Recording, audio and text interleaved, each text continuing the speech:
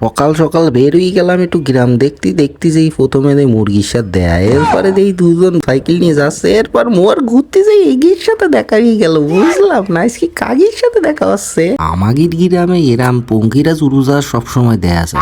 এরপর দেয় চাষা চাষে হাইটি যাচ্ছে, আর সামনে দুই চাষা চাষি দুইজন ওরে গল্প। তারপরে আমরা জাতি জাতি যে খালাম মারা হাইটি হাইটি যাচ্ছে, আর আমাকে দিকে তাকাচ্ছে। এ কি হইল বুঝলাম না। এরপর এক চাষা তাও তাই তাকায়। তারপর গেলাম উড়োজাহাজের মতো উঠতি উঠতি উঠতি উঠতি যাই।